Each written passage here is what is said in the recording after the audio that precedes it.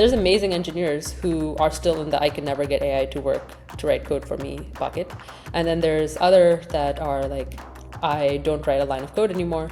I've kind of learned how to orchestrate and get it to test and write and do everything for me. So what I'm trying to come to is just even after I graduated from Berkeley, I was part of this group called ML Collective. It is essentially a large global community of people literally reading papers, writing blogs, working on research independently. And specifically for, I guess, both of them, how do you interview for the backend role or the full stack role? Let's start there. A lot of times, what happens is you work at a job, right? You might actually be putting in like 10 times more effort than anyone else, right? But once you leave that job, more or less all you have is a resume blurb / some references that could speak to you, right? What we want to do there is like by working with companies for this, every engineer's work at that company is also, recognized in this way, right? So like you can say that, okay, I have been doing like the entire Rust backend for this company. And if someone else wants to know, okay, who are the best Rust engineers, you can actually see that work. Hi, everyone, and welcome to a new pod. Today we have Aiswarya, who's the founder of Intelligence. Intelligence is an SF-based startup that recently raised, and they're a developer productivity, developer or code security sort of a tool, which helps understand and gives you insights about your code, provides you security analysis, general semantic analysis on pull requests, code reviews, things like these. It's a fairly hot market right now. You might have heard of many companies in this niche. They're all doing really well. So this pod will try to dive deeper into how does she run Intelligence, specifically when it comes to engineering, how do they hire, and what does it look like to be an engineer at Intelligence. With that, Aishwarya, over to you. Would love to have an introduction from your side as well. Awesome, yeah. Thanks for the intro. I'm Aiswarya, as mentioned, founder of Intelligence. We are about a year old as a startup, about 12 people right now. And we started off with kind of the code review, code understanding space. So essentially, how can you build really dense knowledge graphs over code, search with like both RAG as well as LSVs, and then use that to power a code review engine. And I think recently we've realized that code review is only one part of the bottleneck. With AI being able to generate code faster and faster, the thing that a lot of companies are looking for is, okay, can you actually make sure that this code is obviously well tested, and then it also follows like best security practices, and then how is it being used across the team, right? Is it who's getting the most value out of it? Which engineers are actually pushing the most meaningful secure code? And then also, can we triage issues and bugs? So we're essentially that layer that allows engineering teams to use AI coding tools effectively and securely. Got it. So before we dive into the company, would love to know about your background as well. What were you doing before this? When did you graduate? Things like these.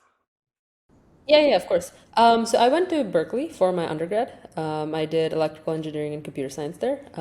Also did a lot of kind of ML research. So Berkeley is really well known for its RL labs. So I did kind of a mixture of computer vision and RL there. Just a very, very intellectually interesting university. Got a chance. Wasn't really involved in that many startup things, but I did spend a lot of time just in like the research environment, right? And then after that, I graduated. I went and worked at Uber. So at Uber, I kind of realized that RL was still a bit out from any like real use cases at the point. So I decided, and computer vision, I decided to kind of pivot into NLP. So this was before GPT. So essentially still when like BERT and like the first transformers were coming out.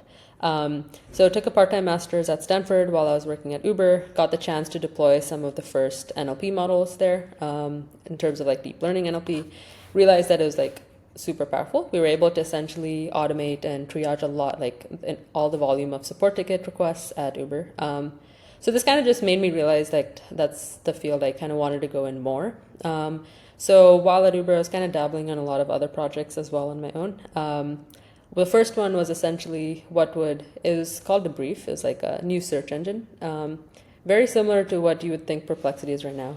The main premise was also when Donald Trump was in his first presidency and really wanted to find a way to be able to take a news article or a tweet or something and then kind of get a summary of what everyone else on the internet was saying about it. Kind of built a first vector database, search, retrieval, summarization, timelines, all of that. And That took about a year as well. I learned a lot about like, how to build an ML startup, right? How to make sure that you kind of get the product right, but you're also working on the models. Just put together first team. I went through an accelerator at Berkeley called Skydeck, which was great. So that kind of taught me the entire just how can I run a larger project with the team, understand both the pitching, all those types of components. We decided because it was B2C and we didn't really go general source like Perplexity. We were kind of more on the news side of things and started becoming hard to monetize. So I think from that point, I realized like, okay, really enjoy building these kind of things, super interested in both the kind of ML models plus startup scene and being able to own the entire creative process. So that's kind of what started getting me interested in building intelligence. Essentially, we were at this point where I was like, okay, my day job at Uber has all of these issues, like large tech companies. Essentially, you waste a lot of time, right? There's all these issues with, waiting for reviews, waiting to write documentation. You have a lot of meetings. You have a lot of like team updates, things, performance reviews. All of these things pile up, and I was just like, I am enjoying building the startup so much more. So yeah, it's ended up becoming a thing where I decided that even if AI could write a lot of code, there will still be all of these other parts of the process that were going to slow down engineers and engineering teams. So I had enough confidence for my first startup. We got into YC and I decided to quit. Eventually, I did not do YC, but that kind of gave me enough confidence to go out and raise on my own. And then, I think 6 months later, raised a seed. I did this as a solo founder, so it was an interesting, fun experience. And then I think a year later, now we have large paying customers. Our product has expanded, and learned a lot so far. Very interesting. You mentioned you're a solo founder. So along with the fundraising journey, I'm assuming you were juggling a lot of things. Would love to know what the initial hires look like. Were they technical, non-technical? What were their roles? Yeah, I think it took a while before we hired our first non-technical person. I think, just being able to leverage yourself in terms of building and iterating. I think in the early days, right, you have to. I think this is a common phrase, but the faster you iterate and just test out hypotheses, the better. And for that, you just need to be able to execute quickly, right? Like if you're able to try something out, get feedback on it, and then go build something else and see all these different iterations, allows you to move way faster. So the first two engineers were actually from Bits in India, and they helped me a lot. So my strength is really more of the backend ML side of things, and this was before AI coding. So like you can't just ask someone to whip out a front end in like 2 minutes. So they kind of handled a lot of the full stack side of things, and I think that definitely allowed me to make sure I kept my thought process on like what matters and what do we need to build, and making sure we differentiated kind of on the ML side of things while just making sure that we could get the product executed smoothly. Got it. Makes sense. Any reason to hire from India for the early engineers? Was it just salaries, or is there something else? I would say that's obviously one part of it. So I hired them before we even raised money. So there's not much you can do. But that being said, I don't think it's ever really been a limitation. I think it makes you a lot more. It makes you plan things out a lot more because you only have those. So I actually did a whole year before this of trying to be a co-founder with someone in India, right? I think it really forces you to be more planned and structured about what you're doing, right? Because you have to operate your 12 hours and execute and then kind of hand things off. And I think there isn't this kind of just like sit together and figure out what's going on every single day. So I think that allowed us to, I think if you're able to do that and just like be pretty structured about what you're doing and what you're testing, I think the rest is actually more efficient because you are kind of limiting your focus time versus your talking team time to. Got it. Yeah, that makes sense. After initial hires, I think from what I can understand right now, you did a few pivots, and eventually, right now, the product isn't really a code assistant. It's more like after people have written a lot of AI generated or non AI generated code, you're sort of auditing it for a bunch of things. Is that right? Yeah, so I would say the focus really is on making AI coding production ready, right? So that is, we still do the whole code review and code security analysis. So if you think about, yeah, AI code is written, that's great, but you need to catch issues, you need to make sure there's no like serious vulnerabilities.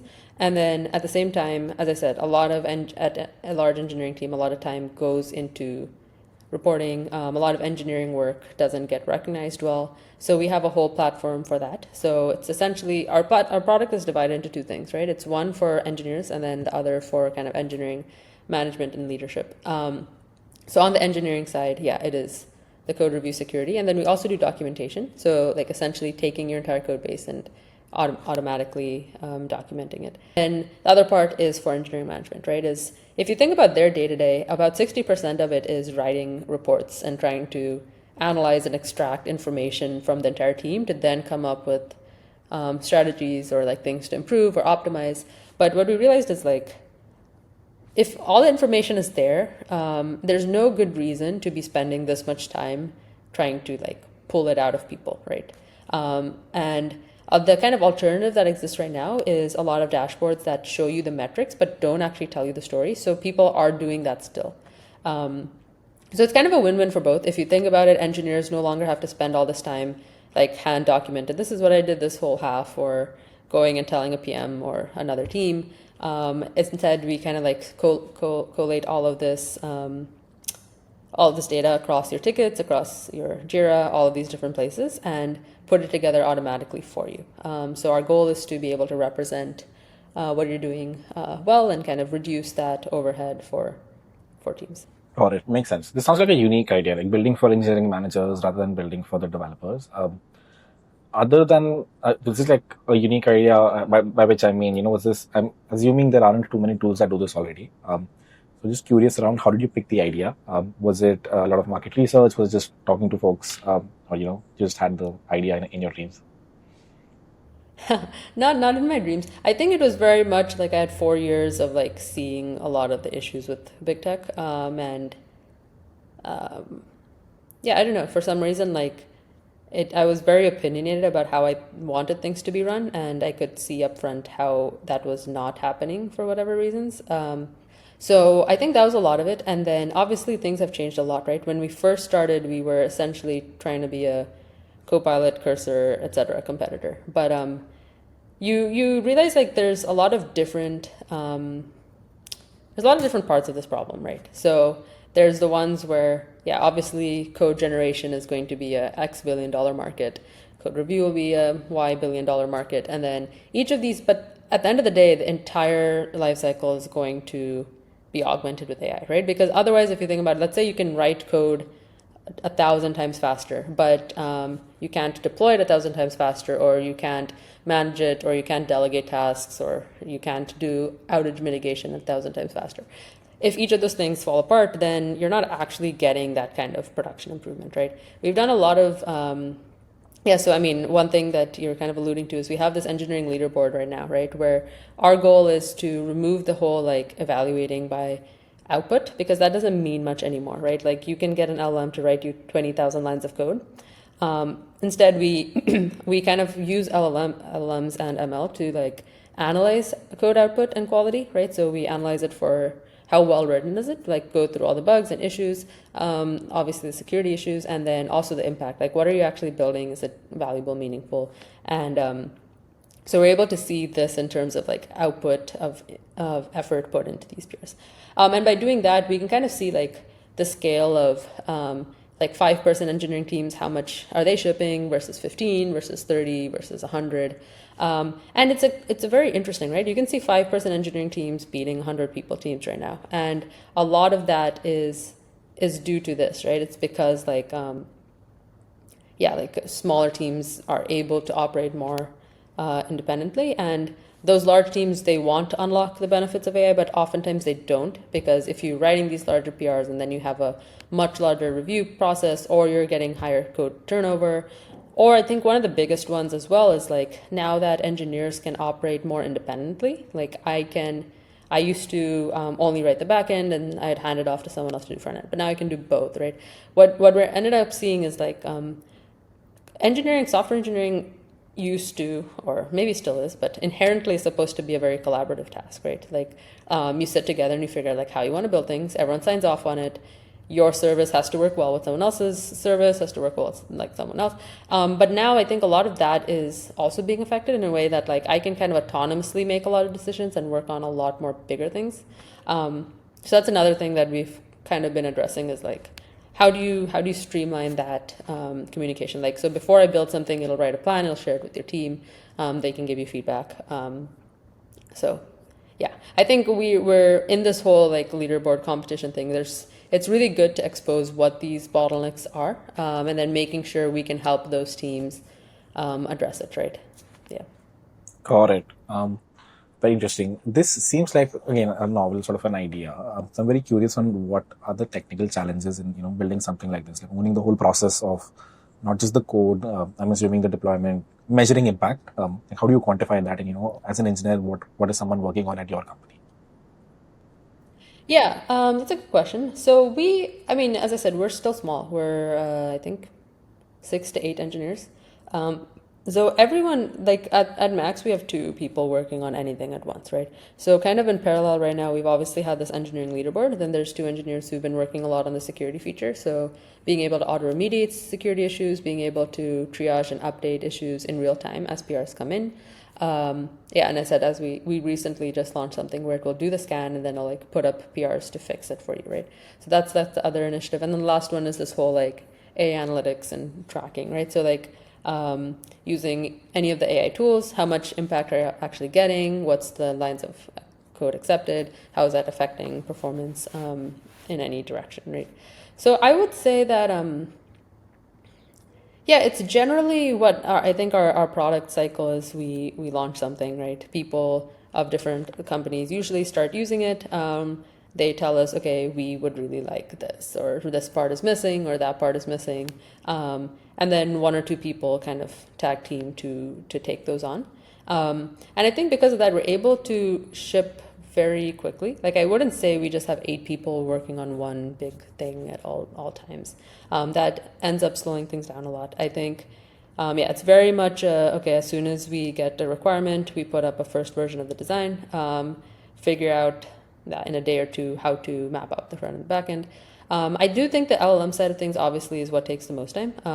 For the longest time, code review is really challenging to get a really good data set in the sense of, yeah, getting an MVP of, okay, these are comments that we'll leave to fix these issues is perfectly fine. But then after that, it's like, okay, well, which ones are you catching? Do you have high recall? Do you have high precision? Are you catching the issues humans want? Are you leaving too many comments? Are you leaving comments in the way this company wants you to leave comments?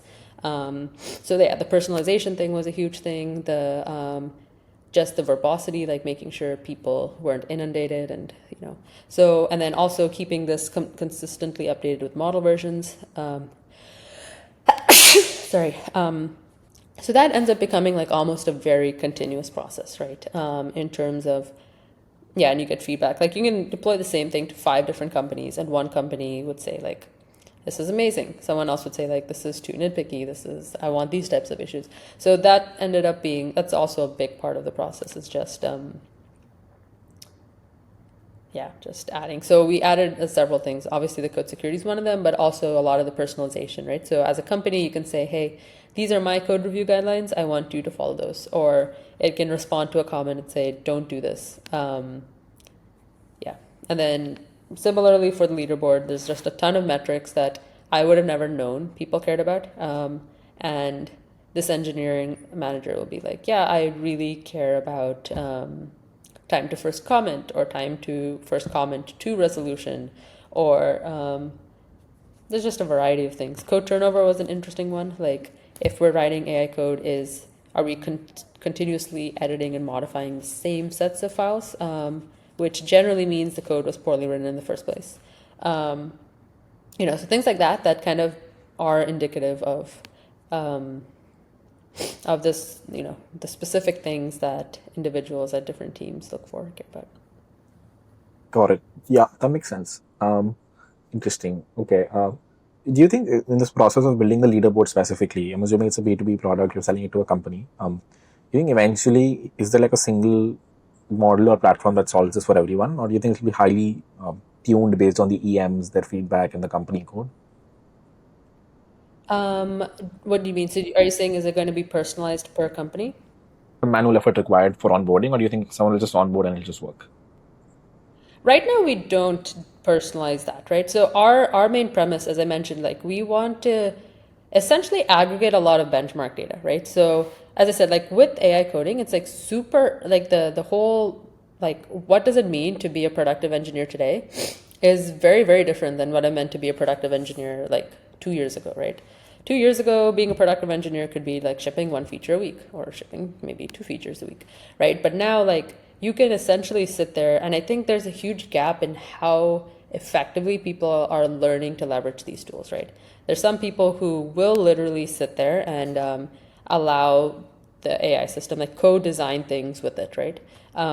And be able to map out a much larger project, be able to then go and segment this into all the different pieces, parallelize, distribute, run, test that, right? So that's kind of some of the things we're seeing is that these teams that are hyper productive fundamentally are having different processes or ways they work with these tools versus the ones that are still in the area of like I try to tell it something, it gives me something else, and then I go and like fix it 90% of the time, right? There's kind of yeah, and what we're seeing is like there's amazing engineers who are still in the I can never get AI to work to write code for me bucket, and then there's other that are like I don't write a line of code anymore.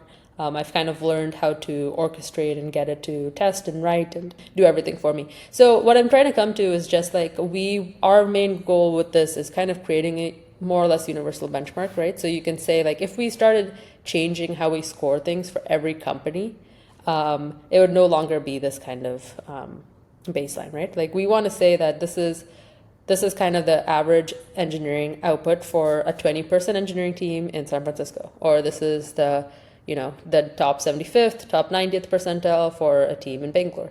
And that way, that standardization allows us a lot more, it gives us a lot more ability to, one, create like a global leaderboard or be able to highlight who are the top Django or top Flask, top Ruby, whatever, engineers across the world, right? Because it is all evaluated on the same metrics. And I think that's a huge reason why just you can have a L7 engineer in company A, but then, that doesn't really translate at all to some other company. So yeah, that's kind of our goal. And I think as mentioned, like we have obviously this leaderboard, the contest where engineers and engineering teams kind of have every PR evaluated on these metrics. You can see the entire breakdown within our platform. So if you want to see like, okay, why this PR didn't get a good score, it'll tell you like all the issues that we found or any of the security vulnerabilities, all that. So you have that breakdown. As well as like internally, we also do a lot of qualitative reports, right? So like, obviously numbers only tell you so much of the story.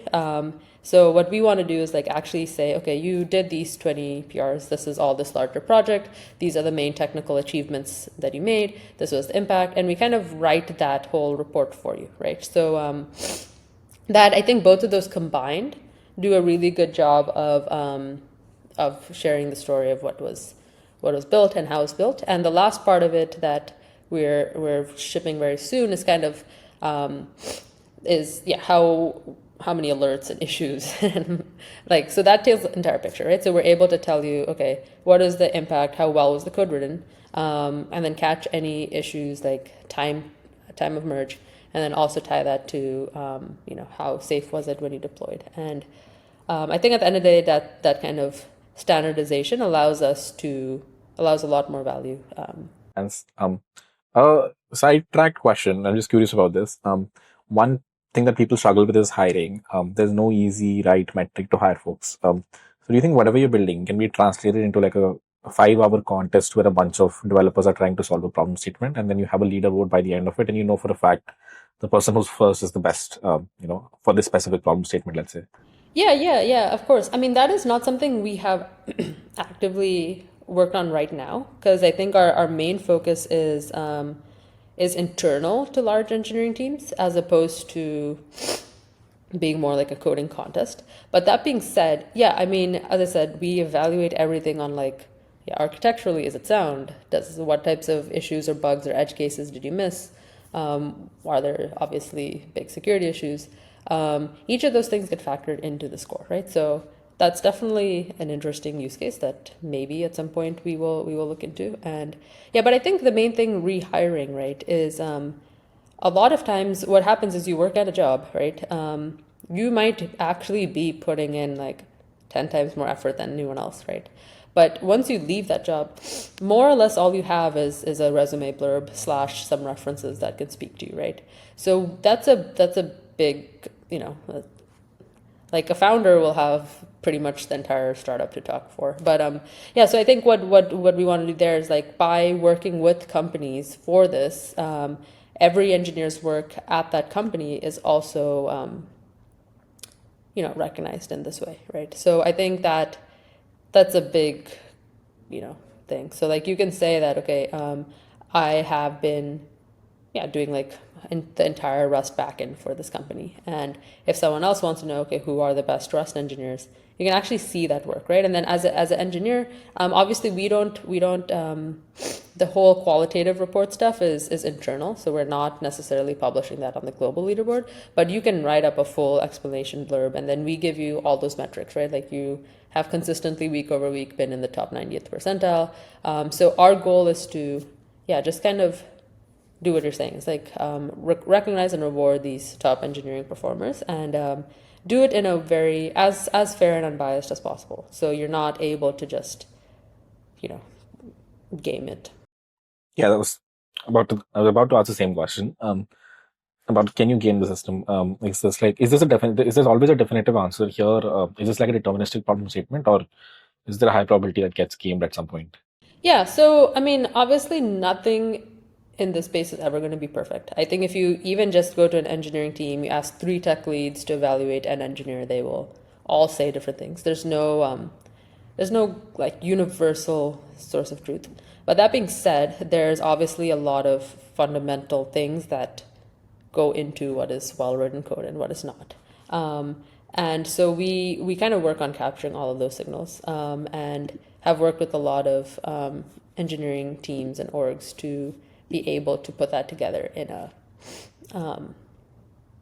in the most structured and aligned with their process as possible. I do think there's a few things. So as I said, this is mainly focused on code output, code quality, and so forth. Obviously, as an engineer, and we're also going to be tying in a lot of the kind of engineering output remediation type things. But right now, this score is not necessarily saying, okay, you spent 90% of your time in meetings or design discussions. I think that's when it starts to become a little bit more subjective, right? Like, and not to say that's not valuable, but I think right now what we focused on is we want a really good analysis of code output, code velocity, etc. And then for those internal teams, I think we're not going to make it a score per se, but we're going to add it all into this qualitative report, right? So you as an engineer, if you're spending most of your time on that, it'll all be kind of presented. But yeah. So yeah, in terms of gaming it, I think the actual code quality is very, very hard because because we are looking for a lot of specific things on like, is your code well structured? Is it follow good design patterns? Is it good test coverage? Are you doing bad patterns? Is it actually a meaningful feature? Is this just a PR with a lot of lint changes? Something like you can't get past that. But that being said, obviously, the best engineer on the team is not necessarily the one who ships the most features. Maybe it is the person who's just architecting and doing a lot of conversations. That's kind of the thing that we're not capturing right now. But internally to teams, we are including that in kind of like this qualitative assessment. Moving on to hiring. I'd love to know how you hire and what kind of roles do you look for at the moment. Are these research roles, full stack roles, front end, back end? Yeah, so we generally have two types of engineering roles. One is full stack, where you're essentially building front and back end. That's your kind of skill set is own everything from taking from design and like scoping out the back end and doing it. And then the other role is like AI engineer, which is like back end plus AI, right? Like for lack of a better word, it's just like it's much more evaluation focused. It's much more testing, prototyping, iterating, and then you also obviously implement whatever you're doing in our code base. So that's kind of how I've found the roles to work. I think initially we had three. We had front end, back end, and then ML, and every person kind of stuck specifically in their category. I think that started creating like way too much handoffs and way too many and people wanted to own things more. So yeah, right now I think this balance has helped a lot in terms of being able to ship things quickly, as well as not require people to know the entire system. So as a full stack engineer, you don't need to be iterating on you don't need to be running like evaluations and figuring out which models are working better or changing the graph structure and all of that. And I think it allows teams to kind of focus on their part while also being able to make meaningful impacts on the product. Got it. Makes sense. And specifically for, I guess, both of them, how do you interview for the backend role or, the full stack role? Let's start there. Yeah, so full stack, it's essentially, I think the most common day to day of being a full stack here is like we have a design of a new product we want to launch. It is, can you scope it out? Can you figure out like all the backend flows, what needs to happen, database models, schemas, endpoints, all of that, right? And then put that together with the design. And is that something that you're really comfortable with? Like I don't have to come in and kind of like do anything, right? So I think that's the main thing. So we do have a few parts of the product that we don't necessarily implement that we kind of share and like walk through that in terms of a design thing. And then from there, it's obviously one more tech screen and then like culture fit and that's kind of that. For the AI engineering interview, we've kind of gone back and forth. Sometimes we do a take home where it's like we take the current problem that we're working on, kind of boil it down to a simpler version. I think the biggest thing with these kind of like the AI things, things that you do is MVPs are generally pretty easy to build, right? Obviously. But in doing that, we can understand like, how are you planning to do evals? What do you understand what the limitations of this are? Can you actually build multiple like agent architectures quickly, prototype them and tell me what are some of the drawbacks, what are the things you can do better? So that's kind of what we focus on. It's not like, obviously, if we ask you to build agentic search, are you building the best agentic search in like a week? No, it's like, have you thought about how to add in human feedback? Have you thought about all of these different things? What tools are you using? What are the limitations? How are you doing the feedback loop? All of that. Like, are you thinking through what it takes? I think there's going to be a huge just area of interviews that are like, how well do you understand how to make resilient agents, right? And they'll be like, I think it's obviously a growing field. There's no like, source of gold standard right now. But that being said, like the more you've thought about it, the more you've tried things out and know what works, what doesn't work. I think that's what we look for, because that's very much what we do kind of day to day, and more experience you have with that, the better. Got it. That makes sense. One last question. So you went to UC Berkeley, and you mentioned you did a bunch of research over there in RL. Unfortunately, that's missing a lot in India. Currently, at the moment, you'll find full stack engineers much harder to find. Research engineers or any papers that are coming out. There are some efforts in this direction, but haven't really been fruitful. So, would love to know two things. One, how do you think this can be fixed if at all you have a solution? And two, what exactly happens in UCB when people are doing research? Is it like it's just years of alumni and PhDs slash professors that sort of lead it? It's just the environment. Or is there something else that can be replicated, in universities in India? Got it. I mean, I think Berkeley specifically is very much a research institution. Like it is known for that. I mean, it also has an equally vibrant startup scene, but I would say first and foremost, like Databricks came out of it. Like all of these technological, a lot of startups that come out of the university are based on research projects, right? So I think that the university is very well set up for that. That being said, the general process for getting into research is undergrads can like maybe not first year, second, third, fourth year. there's labs you join. Essentially, you get paired up with a grad student, mostly, maybe usually a PhD student, and they delegate parts of their research project to you. And in just attending all the lab meetings, all of that, you kind of learn more of that field. And I think the main thing is it's just really exposes you to the research process, right? Being able to be familiar with what's happening in the state of the art, understanding how that works. A lot of times it's very challenging because at least in RL and so forth, there's a huge like math barrier for a lot of people. I think some of that might be changing-ish. But yeah, that's one thing. But I think that being said, there's obviously other things you can do. Even if you don't understand it theoretically, you can definitely help with setting up environments or running experiments, all of those types of things. So that's kind of what it looks like, is usually you kind of get paired and you do kind of trivial things until you're able to understand what's going on in a deeper level. In terms of how to replicate it, I mean, I'm not very familiar with the Indian university system. I just think, yeah, professors at Berkeley are generally pretty inviting of students, I would say. I mean, it's pretty hard to get research, like, give or take. I think there's probably way more applicants than positions. But there are also a lot of different labs in different areas.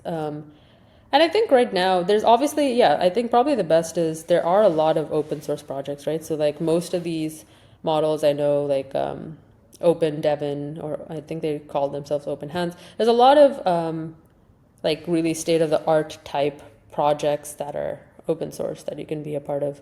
I know while I was at Berkeley, there was also like a large Kaggle club where like everyone would just work on that. Again, I don't think any professors were involved with that, but there were some really, really cool projects and people who won from that kind of community. So, yeah, I mean, I think obviously research essentially has to come from professors. I don't think students, because the whole idea is you're working on things that's above your kind of current educational level. But yeah, I don't know. What do you think the challenge is? Do you think is it just not enough funding or research or involvement in it? But yeah. I think it's the professors. I think this is lack of expertise. The best people just leave, or they don't even leave. I think they go to the US and then eventually they become the best people. They don't come back. So I guess that's it. I think there are a few profs in Bombay, Chennai, ID Bombay, ID Chennai, that sort of set the benchmark. But other than that, most colleges, at least the one I went to Roorkee, which should be like number 6, number 7 in the country, but still couldn't find as much zeal or enthusiasm or even final what's the right word, like that is I think this lack of expertise in the specific field. They know what to do, but I think the papers that they're writing aren't in the right direction. And yeah, I think the Indians who do end up getting expertise have better places to be, which makes sense. I think that's a challenge. Yeah, I mean, to be fair, like this is just Berkeley and it's known for this. I think if you go to the average US institution as well, it's not going to be that great. Got it. Yeah, that makes sense. All right. Thank you so much, Aiswarya, for your time. I think that's all I had for you. And Yeah. I'm super excited to try out intelligence whenever I can. Oh, I think the other thing though that I would also recommend is like even after I graduated from Berkeley, I was part of this group called ML Collective. It is essentially a large global community of people literally reading papers, writing blogs, working on research independently. I actually was very involved in this for like 2-3 years. Every week we would have a paper reading group. I think there's at least right now you can go very far with like all the research is public. Most papers now have open source code. You can replicate it. You can build on top of it. Understanding papers is way easier with AI, right? I know there's this product called AlphaKive, where just like we'll explain to you very very detailed research papers. So I think it's like that barrier to just kind of being able to reproduce, run, experiment on this type of work is going down. And I think there's a lot of great, like ML Collective is one of them. There's it was started by I think someone at Uber AI, some group of people. So there's a lot of things you can do there, and I think just reading literature is yeah, I think people probably overestimate how hard it is to just kind of, learn, get into a field on your own. Got it. Yeah. I think the biggest challenge here is there's no immediate output that they see because I think, at least traditionally, we've been told that getting into ML research is like a long process. You have to go for a PhD, and most people are looking for like undergrad jobs here. They tend to avoid the path because of that reason. Do you think that's changing right now? So I think two things. Obviously, if you want to get $100 million meta super intelligence thing, you're not doing that by being an undergrad researcher, right? Like I think there's a huge division in terms of like the top research talent who have spent 5, 6 years working at frontier labs, and there's like a huge difference in terms of caliber of understanding and depth and all of that. But what I'm trying to say is like even to be an AI engineer, right? The better you understand some of these things and have experiment with it and know how like all of these, it just makes you like I think you can definitely get a really solid AI engineering job by kind of exploring your curiosity in this space, doing kind of things I mentioned, right? Like I do think anyone who wants to be an ML researcher, AI researcher, reading the average paper every so often will, that's just a way to gain those skills. It's not, is it going to ever make you like, yeah, one of the top researchers at a research lab? Not, no, but you will know a lot more and have that experience to be a really good kind of applied researcher. And yeah, being a good applied researcher, if you actually have ideas on like different things to try, that comes from exposing yourself to a lot of these papers and approaches and all of that. So yeah, maybe that answers it. Like there's no shortcut to becoming the best in your field. But that being said, to not be a full stack engineer if you're like interested in all these agents, I think that can be like self-taught through just like reading, experimenting pretty much. Got it. Yeah, that makes a lot of sense. With that, I also have one more question then. What are some papers that you recommend people read? Let's say starting from beginners to people, who are mildly good at ML already. Yeah, I mean, it's not like I have like a list of papers on the top of mind. If you do go to the ML Collective's NLP group, we have like a whole list of recordings on like papers we've covered. There's some really good Twitter accounts that just like post the top papers. I think a lot of, I mean, there's no like formula to it. I think it's just curiosity. Like, what part of this field are you most interested in? If you don't know anything about NLP, yeah, there's a lot of courses. I took a master's, but you can. I think there's one. Sebastian has like a really good course on. It's kind of with papers. I think he goes through the whole set of like NLP from agents to RAG to everything, and really good teacher and everything. So I would suggest like do that so you know what's going on in the field, and then from there you can kind of just be a part of groups, read papers, or talk about it. Got it. That makes sense. Yeah, I think that's all I had. Thank you so much, Aishwarya, for your time. Okay. And Thank very you. interesting Fun to chat. conversation. Yeah. Thanks so much. So have a good day. Bye bye. Bye. Thank you.